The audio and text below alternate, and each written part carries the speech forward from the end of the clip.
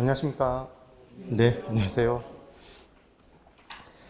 우리가 108페이지 이제 어림셈법 하면 될 것 같아요. 지난주에 할인연금 수지분석법, 할인연금 흐름분석법까지 설명을 드렸었고, 기억나시나요? 할인은 순수 내 마음대로 요구한다. 그래서 수년가법, 수익성지수법, 내부수익률법. 그 세 가지 방법 중에 딱 하나만 사전적으로 요구수익률이 필요 없었다. 그게 뭐였죠? 내부수익률법. 딱 하나만 요구수익률로 할인하지 않더라. 그게 뭐였죠? 내부수익률법. 근데 내부수익률법도 최종적으로 투자 결정을 내리기 위해서 뭐가 필요하다? 요구수익률이 판단의 기준으로서 필요하다. 그런 내용들을 했던 거예요. 기억이 꼭 나시면 됩니다. 그리고 우리가 지난주에 했을 때 취득, 보유, 양도 세 단계로 쪼개놓고 각각의 현금 흐름을 우리가 분석을 했었는데, 취득 시에 지분 투자자는 지분액이 나가나요? 집 나가는 내 돈을 지분액이라고 하더라. 걔 보유기간 중에 안 돌아오고 양도하면 집 나갔던 지분액이 다시 복귀한다. 걔를 지분복귀액이라고 했었죠. 그때 우리는 항상 소득이 발생하면 못 빼고 손해진다. 경저세. 그래서 세후 지분복귀액. 계산식 기억나셔야 돼요.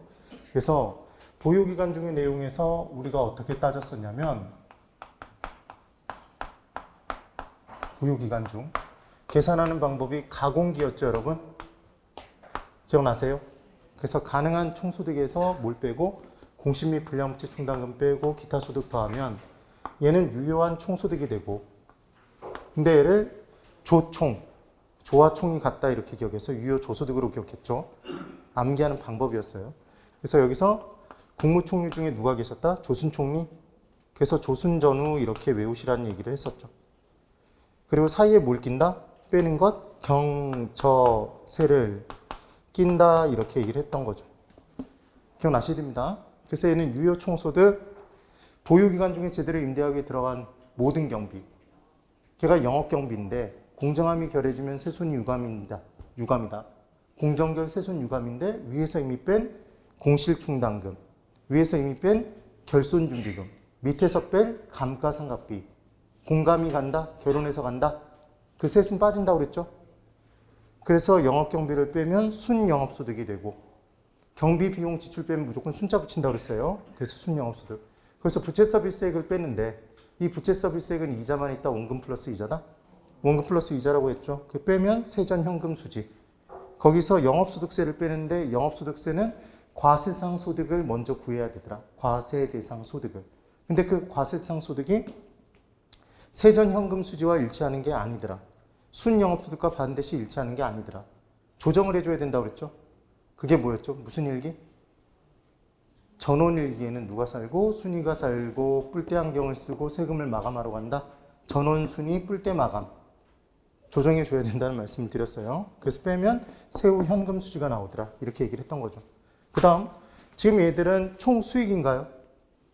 사실은 얘는 총수입이죠. 비용을 빼기 전이기 때문에 수입이고, 얘는 총수익이고, 전체 돈의 수입에서 전체 돈의 비용을 빼니까 얘는 전체 돈의 수익이죠. 총수익. 그런데 여기서 남의 돈의 수익을 빼버리면, 저당을 빼버리면 이제 여기서부터는 지분 수익과 관련된 내용들이 된다. 그래서 수익은 뭐가 있어야지만 있는데, 투자액이 있어야지만 있는데, 그 투자액의 종류가 달라진다는 말씀을 드렸어요. 그래서 이 투자액의 종류가, 조수는 아직 남의 돈을 빼기 전이니까 총투자액과 연결되고, 총투자액과 연결이 되고, 전후는 이제 남의 돈을 뺀 다음이니까 무엇과 연결된다? 지분투자액과. 얘가 연결이 되더라. 그래서 얘를 짝꿍을 바꿔서 시험 문제 낸다는 말씀을 드립니다. 그래서 만약에 문제에서 유효 총소득이 나왔는데 지분투자액과 연결되어 있으면 얘는 기본적으로 X다. 기본적으로 X예요. 세전현금 수지가 총투자액과 연결되어 있어도 얘는 X가 된다. 꼭 비교를 해주셔야 됩니다. 그래서 이제 어림셈법이라는 게 있는데, 지금 108페이지 박스 밑에, 정확히 박스 중간 박스 밑에 2번 어림셈법이 있습니다. 그 어림셈법에 승수법과 수익률법 있죠. 그 어림셈법의 별표를 2개 치시고, 승수법, 수익률법 둘 관계는 역수관계죠. 역수관계. 그래서 둘을 묶어두시고 역수라고 한번 적어 놓으세요. 109페이지에 있네요. 109페이지에 비교. 제일 위에서 세 번째 줄에 동그라미 3번. 승수와 수익률은 역수관계에 있다. 굉장히 중요합니다. 별표 2개 치세요. 하셨나요? 네. 그리고 이제 승수법에 대해서 어림셈법을 설명드려볼게요. 어림셈법.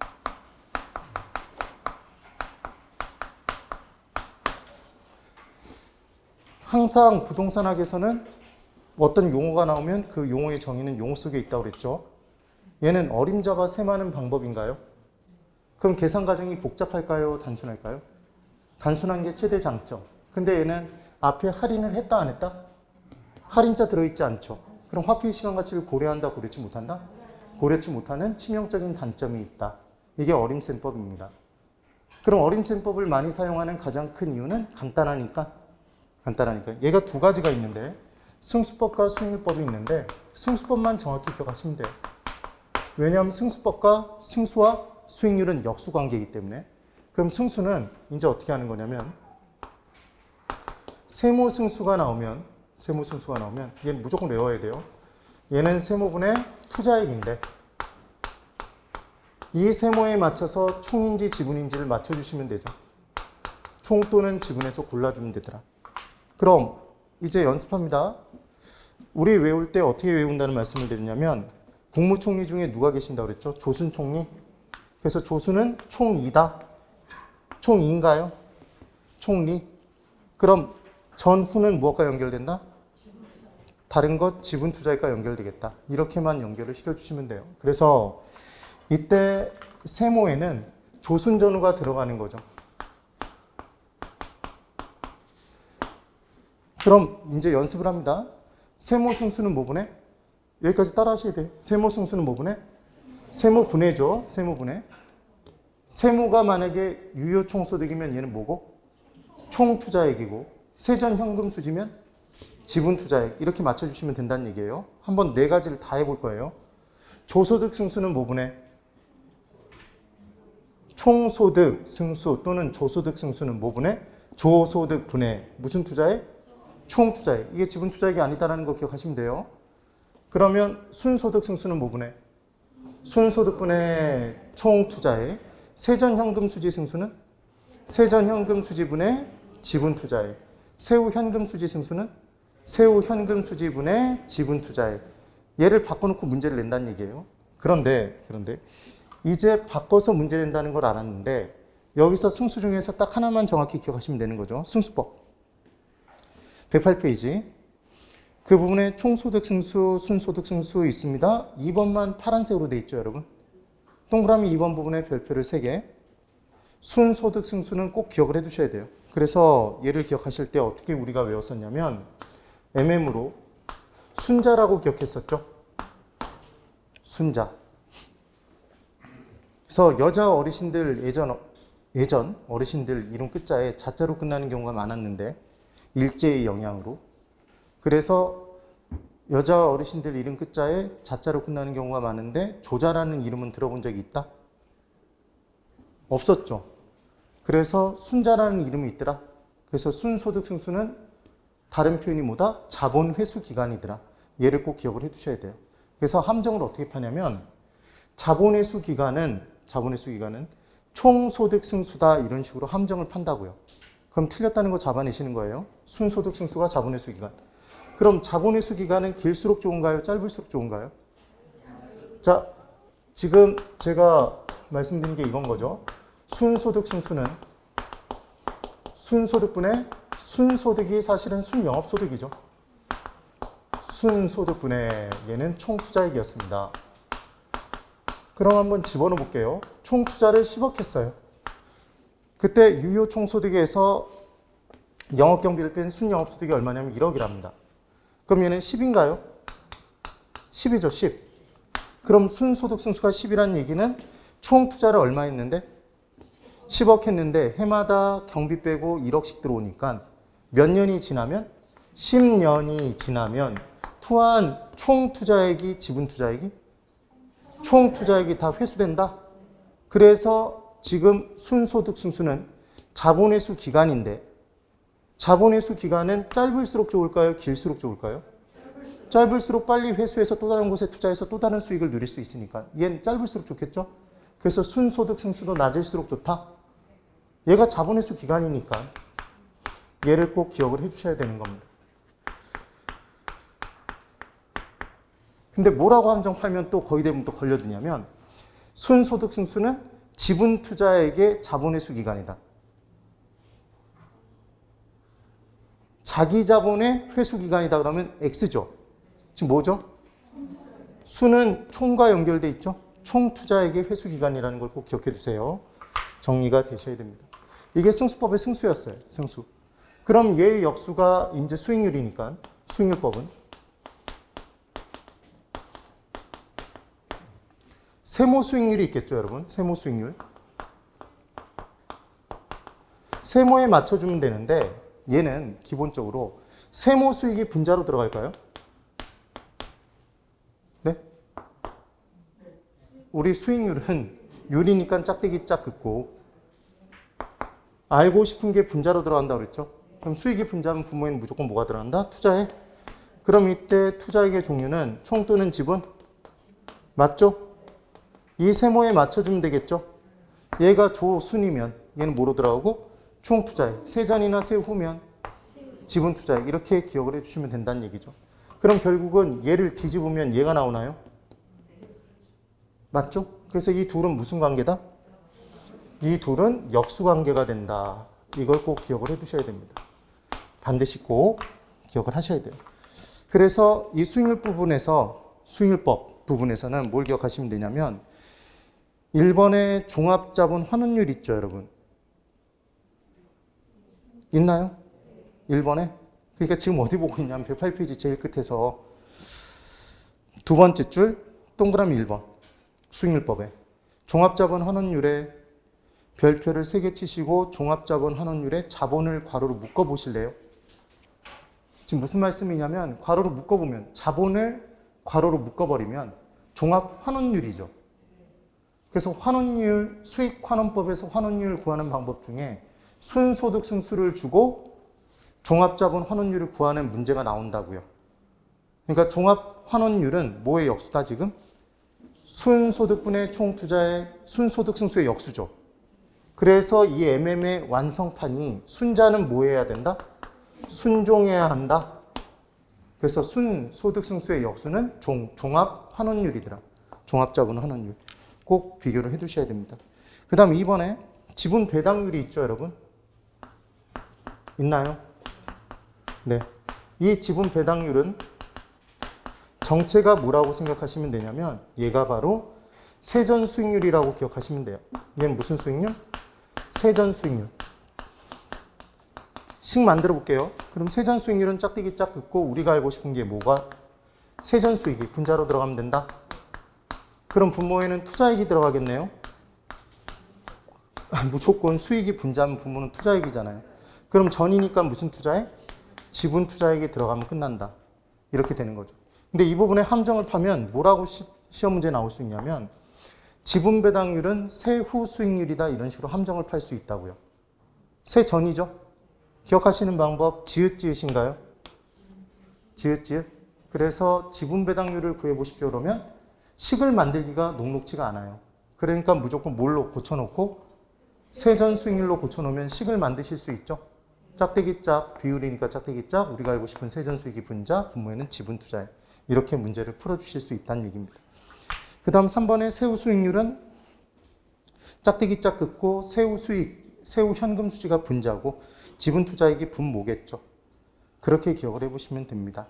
그 다음 4번의 수익률법은 순수익부터 계산한다고 돼 있죠. 거기다 체크 하나 해보실래요? 그러니까 무슨 말씀을 드린 거냐면 지금 얘 빠졌죠. 아까 뭐라고 그랬냐면 승수는 4가지가 있다고 그랬죠. 조순전은 4개가 있다고 그랬어요. 근데 수익률법의 수익률은 3가지만 있다고 얘기하고 있는 거네요. 네. 왜 그러냐면 자, 수익과 수익은 같은 건가요? 다른 건가요? 이게 다릅니다. 달라요.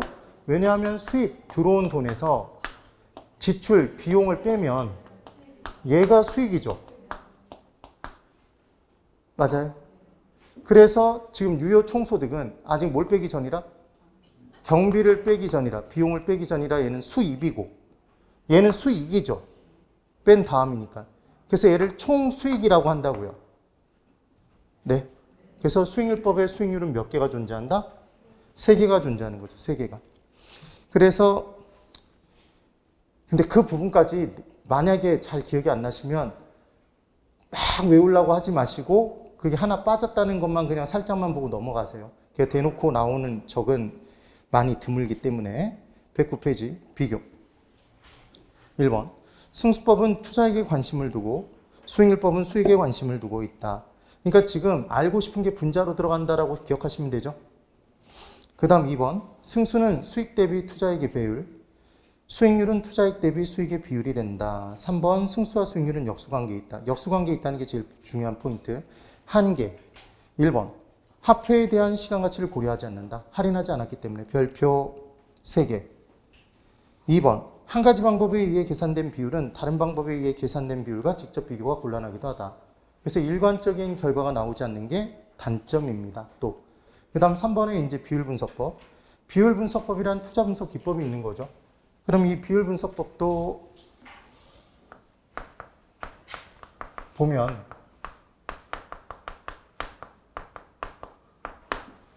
첫 번째, 할인 하나요, 안 하나요? 할인이 있어요, 없어요, 앞에?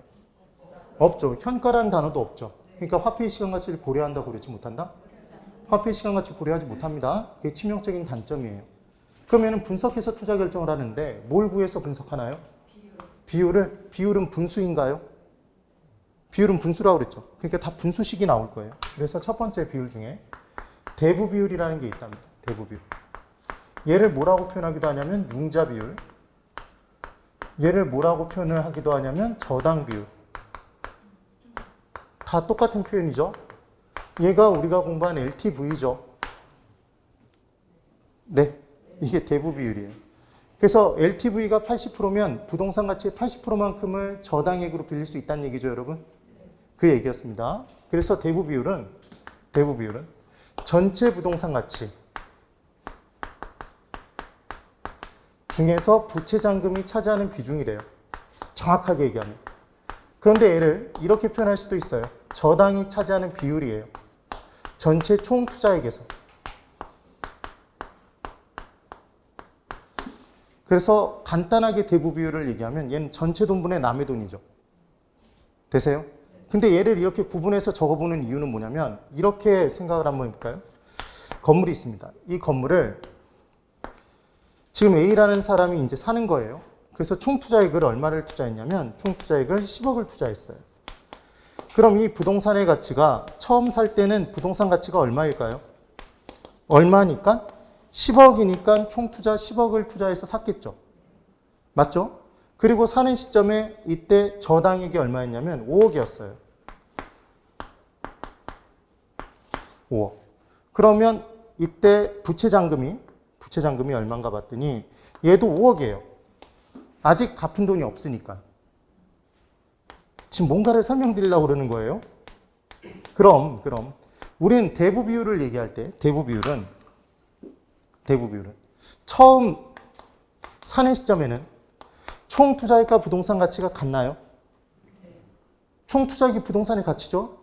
처음 사는 시점에는 저당액과 부채 잔금이 똑같죠. 상환된 금액이 하나도 없으니까.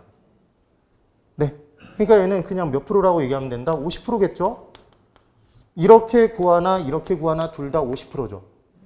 그런데 이제 기간이 경과됐어요. 부동산 가치가 9억으로 떨어질 수도 있나요? 11억으로 올라갈 수도 있죠. 이게 변화할 수 있을 거 아니에요. 그리고 부채 잔금이 줄어들 수 있겠죠. 4억으로. 상환했다는 얘기죠. 그럼 이때는 이렇게 구하는 것과 이렇게 구하는 건 차이가 있겠네요.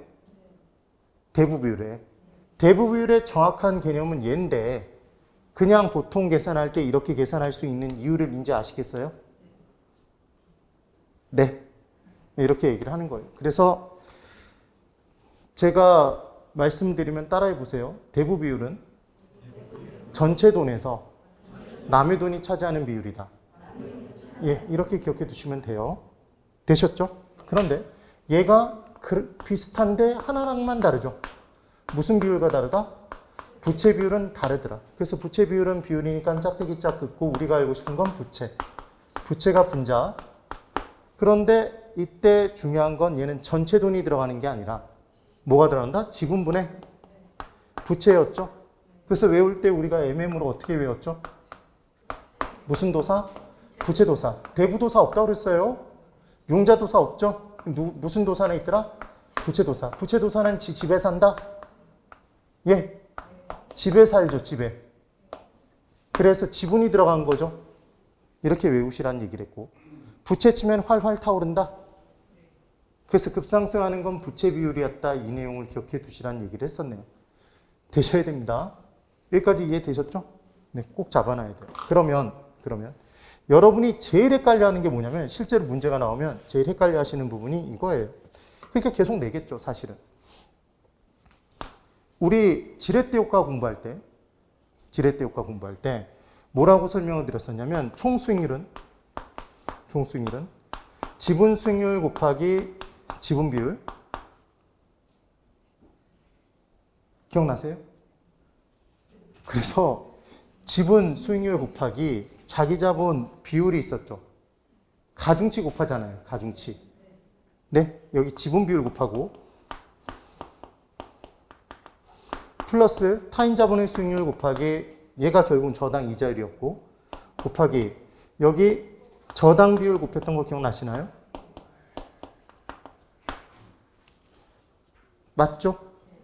그래서 예를 들어 얘가 10%고 10% 곱하기 지분 비율이 40% 그럼 0.4죠? 타인 자본의 수익률이 5%래요. 5% 곱하기 그럼 얘는 저당 비율이 얼마일까요? 전체 100%에서 남의 돈이 지금 내 돈이 차지하는 비율이 40%면 남의 돈이 차지하는 비율은 60%? 0.6이겠네요. 그럼 곱해서 더하면 이제 얘는 얼마죠? 4%죠? 더하기 얘 3%? 더하면 얼마나 나온다? 7%? 이렇게 계산할 수 있는 거죠? 맞죠? 근데 이 문제에서 보통은 저당 비율을 이렇게 주게 돼 있는데 뭐라고 문제를 주냐면 부채 비율로 줄 수 있죠. 부채 비율을 50%라고 이렇게 준다고요. 50%. 그럼 부채 비율을 50% 딱 주는 순간 이걸 구해보십시오. 그러면 100% 어떻게 집어넣냐면 이렇게 집어넣어요. 이 문제를 풀 때 부채 비율 50%? 50%. 그럼 지분 비율 50% 이렇게 집어넣고 틀린다고요. 왜 틀렸는지 이해가 되세요? 모아모는 다르다? 부채 비율과 저당 비율 다르죠? 부채 비율은 내 돈분의 남의 돈의 비율이잖아요. 그러면 부채 비율이 50%라는 얘기는 실은 얘를 구하기 위해서는 이렇게 들어가야 되는 거죠.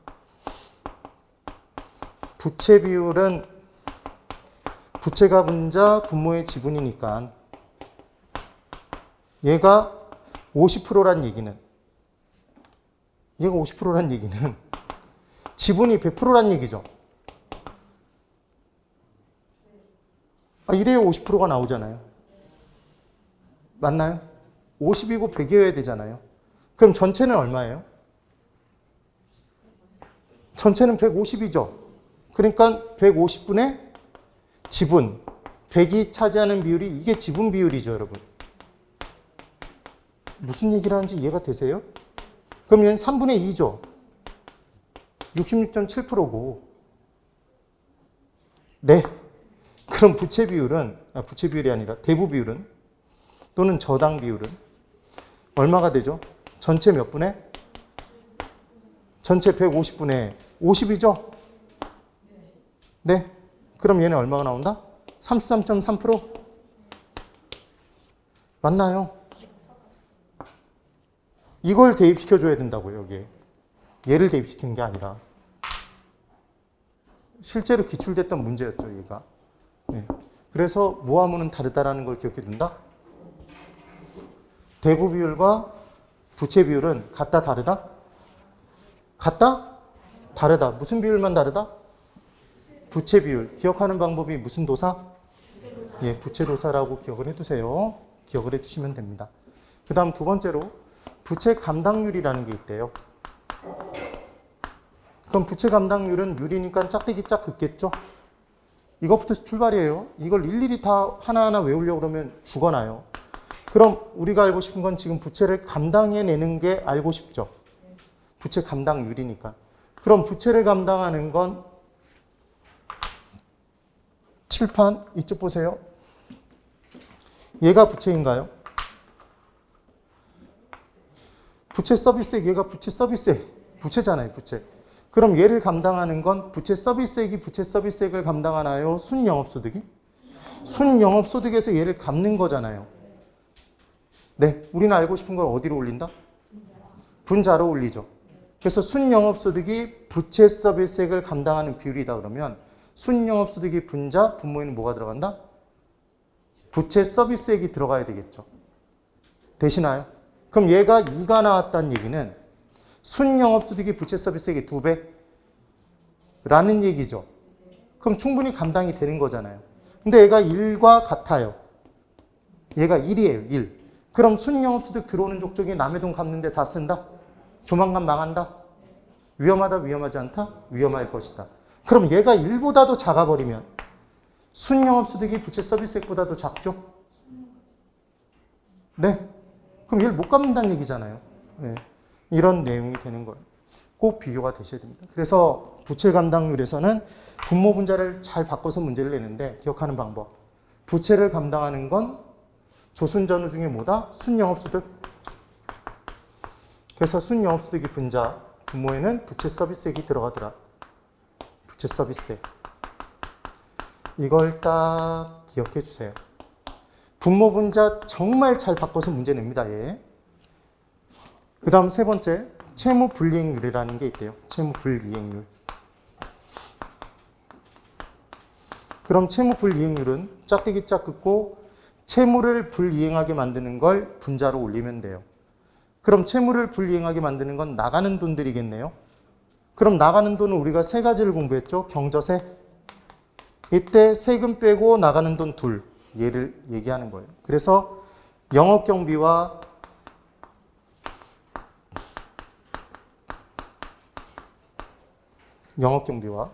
부채 서비스액이 차지하는 비중이래요. 그럼 중요한 건 영업경비와 부채 서비스액은 여러분 어디에서 빼죠? 잘 보세요. 이 식을 이해하시면 돼요. 그래서 무조건 외우라고 그랬죠. 조, 순, 전, 후였죠, 여러분. 이렇게 얘기했었네요. 그리고 사이에 얘들을 뺐던 거잖아요. 그럼 지금 영업경비와 부채 서비스액이 차지하는 비율. 이 두 돈은 순영업소득에서 빼나요? 유효총소득에서 빼나요? 유효총소득에서 빼야 되는 거죠. 그러니까 유효총소득에서 영업경비와 부채 서비스액이 차지하는 비율이 크면 클수록 채무를 불이행하게 될 가능성이 커진다. 지분 투자자 입장에서는 영업경비 나갈 돈도 채무고 사실은 그렇죠? 갚아야 되는 돈이니까. 그리고 부채 서비스도 채무죠. 맞나요? 그래서 얘들이 커지면 채무를 불이행하게 될 가능성이 커진다. 그래서 분모에 뭐가 들어간다는 게 포인트다? 유효총소득이 들어가는 거지. 유효총소득이 들어가는 거지. 순영업소득이 절대로 들어가면 안 되죠. 왜 그래요? 이 식을 보면 순영업소득은 영업경비를 뺀 다음의 돈이잖아요. 영업경비를 뺀 다음의 돈에서 영업경비와 부채 서비스액이 차지하는 비중, 이런 개념은 아예 성립이 불가하죠. 그렇게 기억을 해두시는 겁니다. 얘가 중요한 거예요. 얘를 뭐로 바꿔서 문제 낼 수 있다? 순영업소득으로. 그럼 틀렸다는 거 잡아내시는 거예요. 그래서 얘가 둘이 같아지면 손익분기점이다라는 표현을 쓰기도 해요. 이 정도 개념을 좀 기억해 두세요. 되셨나요? 그 다음 네 번째, 영업경비 비율이라는 게 있대요. 그럼 영업경비 비율이니까 짝대기 짝 긋고 우리가 알고 싶은 건 영업경비죠. 그럼 영업경비가 분자입니다. 영업경비가 분자로 들어갔어요. 그럼 영업경비가 분자면 마찬가지. 분모는 순영업소득이 들어가면 안 되네요. 지금 무슨 말씀을 드리고 있냐면 이 식에서 영업경비를 빼는 건 유효총소득에서 빼잖아요. 그러니까 영업경비가 분자로 들어가면 분모는 영업경비를 뺀 다음 것이 들어가면 안 된다고요. 뻑하면 이걸 순영업소득으로 분모를 바꿔서 낸다고요. 얘는 유효총소득이나 가능총소득이 들어가야 되겠죠? 맞나요? 얘 왜 이렇게 들어가는지를 이해를 해두시면 되는 겁니다. 꼭 기억해 두세요. 꼭. 그 다음 5번째, 종합자본 환원율이라는 게 있는 거죠.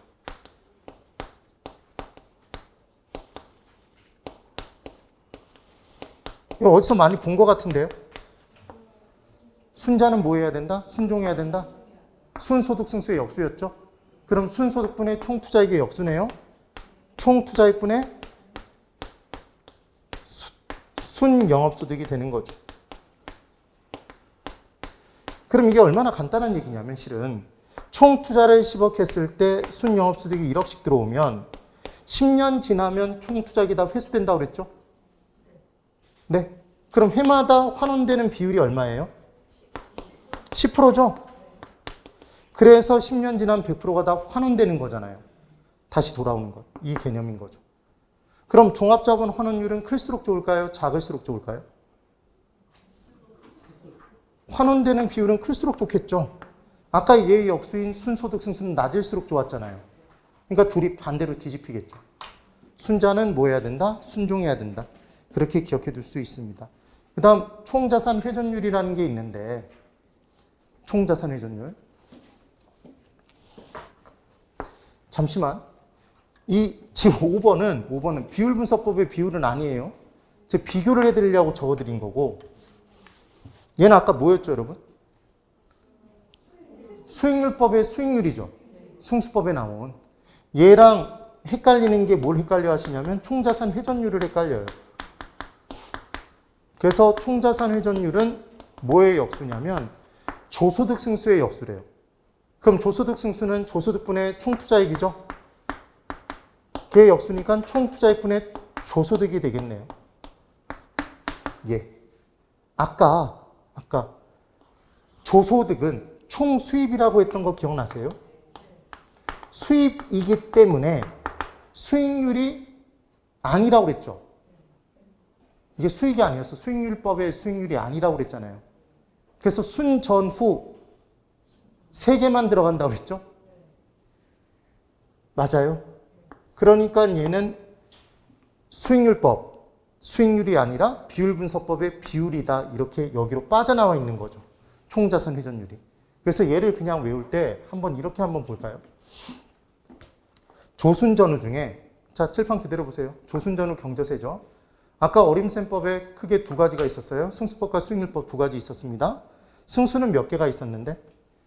4개가 있었는데 수익률법에 3가지만 나오는 이유는 조순전후 중에 수는 지금 조는 수입이지 수익이 아니었잖아요. 그렇죠?